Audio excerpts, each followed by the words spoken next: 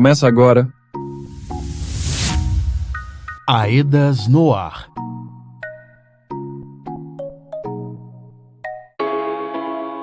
Olá, você que nos ouve pelo rádio, boa noite. Olá também para você que nos ouve a qualquer hora pela internet. Eu sou Lucas Jerônimo. Está começando o seu informativo semanal sobre a reparação dos danos causados pelo rompimento da barragem da Vale em Brumadinho. Nesta semana temos um dia de combate ao racismo, o dia 13 de maio, e voltamos a falar sobre esse assunto importante ainda neste primeiro bloco.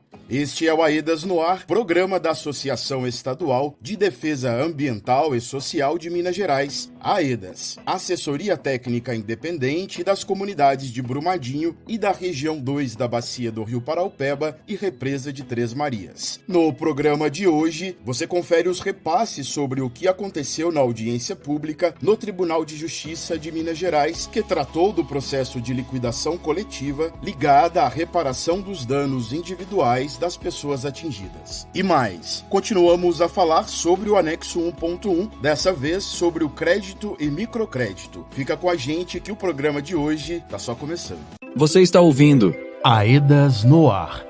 Na quinta-feira, dia 2 de maio, atingidas e atingidos das 5 regiões da Bacia do Rio Paraupeba e Represa de Três Marias realizaram um ato em frente ao Tribunal de Justiça de Minas Gerais, o TJMG, na Avenida Raja Gabalha, em Belo Horizonte. Quem chega para nos contar sobre essa mobilização é o comunicador Diego Cota. Olá, Lucas. O ato das pessoas atingidas foi articulado pelo movimento dos atingidos por barragens, lideranças e grupos das 5 regiões vitimadas pelo rompimento da barragem da mina Córrego do Feijão. Ele aconteceu no período da tarde durante uma audiência convocada pelo juiz da 2ª Vara da Fazenda Pública e Autarquias do Tribunal de Justiça do Estado de Minas Gerais, Murilo Silvio de Abreu. A audiência teve como objetivo dialogar com as instituições de Justiça, Mineradora Vale e Comitê Técnico Científico da Universidade Federal de Minas Gerais sobre a metodologia de trabalho da perícia para a fase de liquidação coletiva dos direitos individuais. Na ocasião, as pessoas atingidas e as ATIs participaram como ouvintes. Já são mais de 5 anos do rompimento e a grande maioria da população atingida não obteve a reparação individual. A atingida Adeiva Maria da Conceição, da comunidade Boa Esperança, localizada em São Joaquim de Bicas, que participou do ato realizado em frente ao TJ,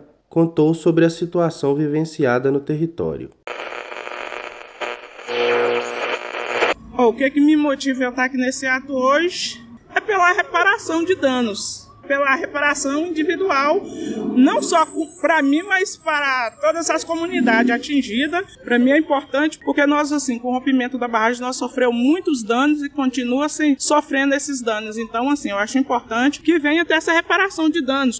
Durante a audiência, as IJs apresentaram a proposta metodológica a ser realizada em 3 etapas para a definição das categorias de danos e dos grupos de pessoas atingidas, os parâmetros de valoração dos danos em sua extensão e intensidade e as formas mínimas de comprovação de pertencimento aos grupos. A atingida Valéria da Silva Oliveira, da comunidade São Conrado de Brumadinho, contou sobre a mudança no comportamento das enchentes do rio Paraupeba após um rompimento e o impacto que causa a sua vida. A Vale entrou na nossa vida sem pedir licença. Eu moro perto do rio e da linha. Eu moro entre o rio e a linha. Então, quer dizer, eu me considero atingida 2 vezes. Porque eu moro perto do rio que está poluído pela Vale. Na minha casa, só para você ter ideia, na minha casa, no meu lote, não ia enchente. Depois da tragédia de 2019, agora qualquer chuvinha, o rio está transbordando e o rio simplesmente vai lá no meu fundo. Eu tenho um vídeo aqui que prova, mata as minhas galinhas, entendeu? E assim, para a Vale, eu não sou atingida, né? Então venho sim, todos os dias, todas as vezes que tem aqui, eu venho, eu luto, entendeu? Porque é só lutando que nós vamos garantir algum direito.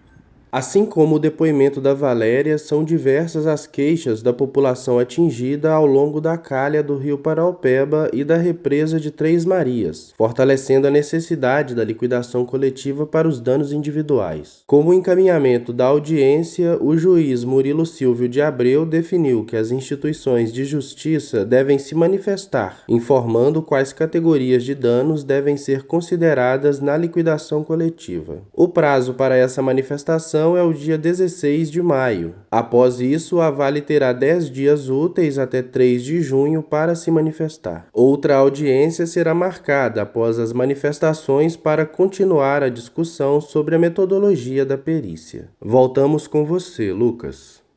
Na semana do dia 13 de maio, dia de combate ao racismo, trazemos novamente aqui no nosso programa a Cecília Godoy, coordenadora da equipe de marcadores sociais da diferença, na AEDAS. Na entrevista, a Cecília fala sobre as perspectivas da comunidade negra e a relação histórica com a mineração. Cecília, quando pensamos a mineração em Minas Gerais, qual a contribuição do povo negro nesse processo? A população negra e indígena mineira possui uma história admirável e grandes feitos, com contribuições fundantes para que aqui se instalasse esse verdadeiro manancial mercadológico de minério. Mais admirável ainda é a resistência, considerando que os grandes feitos e contribuições não são consideradas e vem dia após dia desses séculos de Brasil, a maioria de suas comunidades exterminadas e revitimizadas. Em 1887, um ano antes da abolição formal da escravidão em todo o território brasileiro, São Paulo recebeu o contingente de 34.710 imigrantes europeus, a maioria proveniente da Itália, com favorecimentos quanto ao acesso à terra e recursos financeiros. O intuito oficial deste projeto migratório foi o de garantir mão de obra qualificada para a industrialização do país, quando, em 1888, havia um quantitativo de 500 mil pessoas formalmente ex-escravizadas, entre africanos e já nascidos no Brasil. Esse processo já estava previsto na primeira Constituição brasileira, inclusive, de 1823. Ô Cecília, e quando falamos de mineração, rompimento e povo negro, a gente se depara com o conceito de racismo ambiental. Fale pra gente sobre isso. A história da mineração aponta isso, um processo contínuo de exploração de pessoas e da terra, do território em geral, né? Isso porque a escravização do povo negro e indígena caminha junto da degradação ambiental, desmatamento, da poluição e da contaminação das águas e do solo, da expulsão de espécies animais e vegetais de seus territórios nativos, dentre vários outros impactos.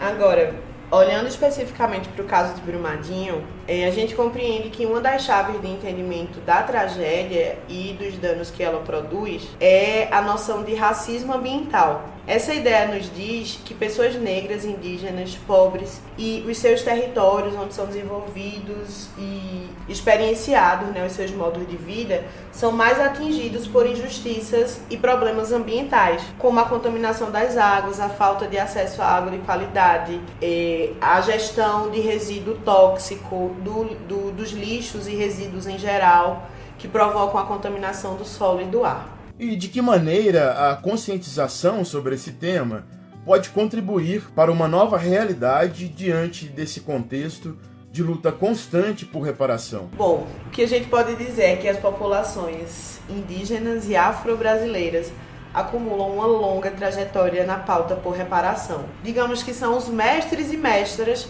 da pauta por reparação no Brasil. Considerando o marco da abolição, a pauta por reparação reivindicada por escravizados e escravizadas sobreviventes, no caso, e todo o conjunto de abolicionistas da época, como André Rebouças, Luiz Gama e Joaquim Nabuco, seria o livro aberto da luta por reparação no Brasil. Ei, Cecília, é isso.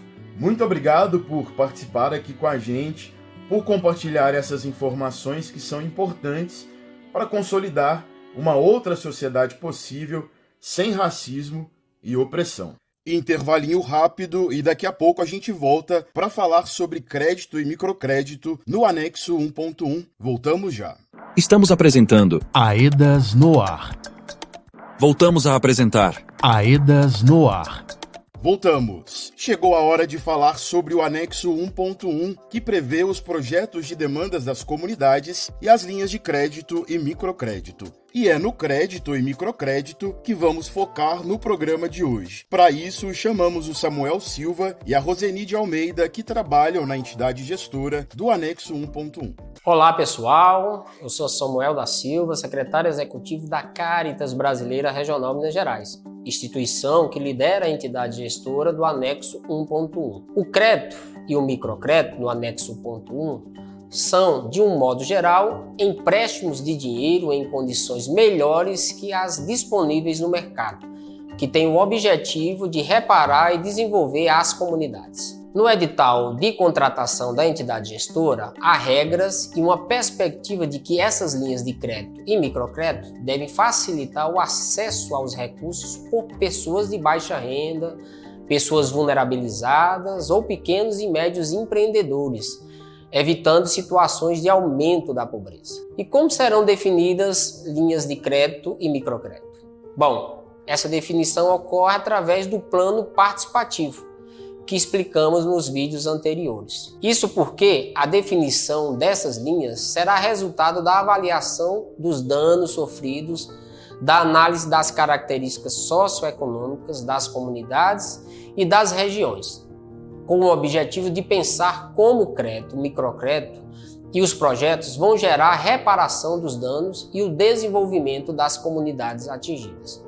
Ou seja, a reparação dos danos coletivos e a melhoria das condições econômicas, sociais e culturais das comunidades, dos municípios ou da região. Para garantir que as pessoas atingidas possam acessar o crédito e o microcrédito com segurança e sem gerar endividamento, apresentamos a proposta de existir apoio de agentes comunitários de crédito, que serão responsáveis por ajudar e orientar as pessoas atingidas em relação às necessidades de cada pessoa e às linhas de crédito disponíveis. A implementação do crédito e do microcrédito faz parte de uma estratégia importante. Como o dinheiro deve ser destinado para reparar as comunidades, os custos para implementar o crédito e o microcrédito devem ser pagos em parte pelos recursos do próprio anexo 1.1. No nível da implementação, é importante reforçar que a criação das linhas de crédito seja resultado da construção participativa das comunidades.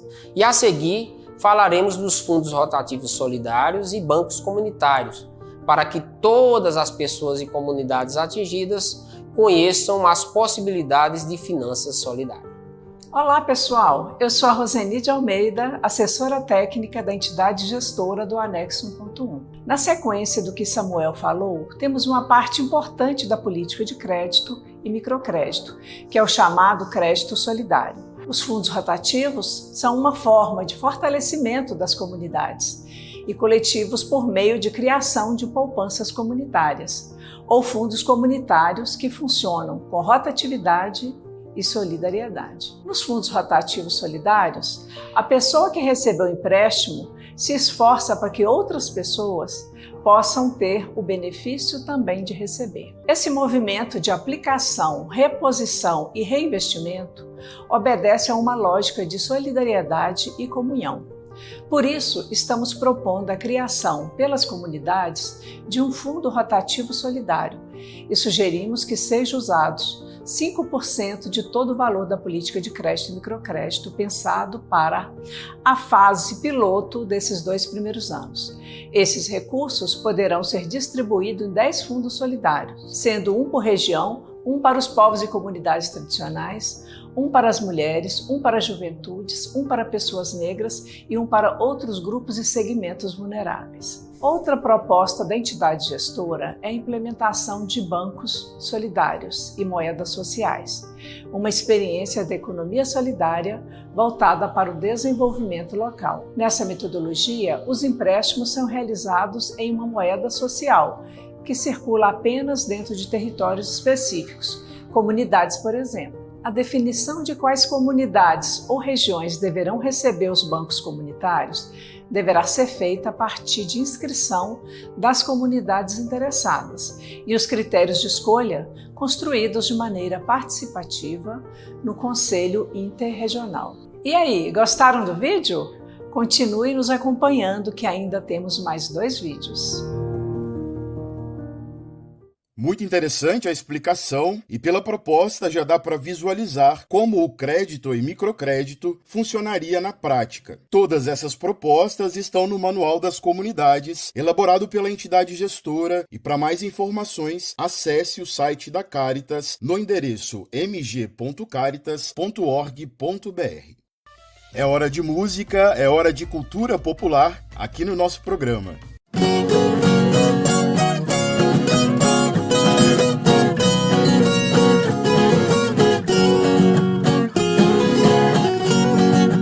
É só um desabafo pra aliviar meu coração. Me sinto atordoado com tanta destruição, onde a ganância do homem que até hoje predomina fizeram da minha terra grande cenário de guerra que você nem imagina.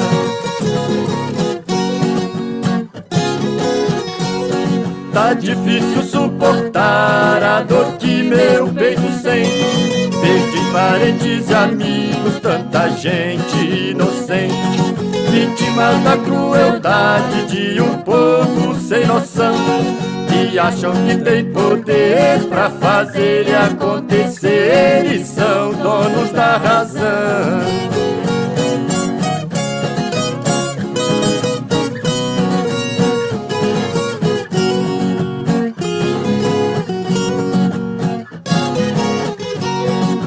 Fez curso e faculdade, disse que tinha certeza que jamais ocorreria fatos dessa natureza. De novo aconteceu só por causa do dinheiro, levando tudo embora, vida humana, fauna e flora, virou tudo lamaceiro.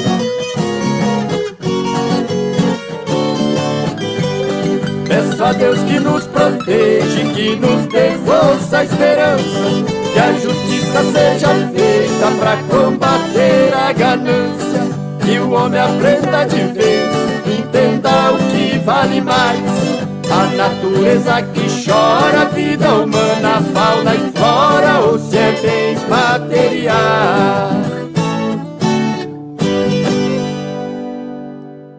A canção que você ouviu é de autoria do artista Atamaio Ferreira, atingido da comunidade do Córrego do Feijão, em Brumadinho. Ei, gente, chegamos ao final de mais um encontro informativo aqui no nosso Aedas no Ar. Muito obrigado pela sua companhia. Compartilhe o nosso conteúdo com mais pessoas. E te lembro sempre que a gente te atualiza todos os dias sobre o processo de reparação pelas nossas redes sociais, no @aedasmg e no nosso site aedasmg.org. Um abraço e até a próxima semana. Este programa teve produção de Diego Cota, Lucas Jerônimo e Valmir Macedo. A edição de áudio é de João Paulo Dias. O design gráfico do programa no YouTube e nas redes sociais é de Aleph Rodrigues. A coordenação da equipe de comunicação é de Elaine Bezerra, sob a gerência de Diva Braga, gerente geral de participação informada do projeto Aedas para Upeba.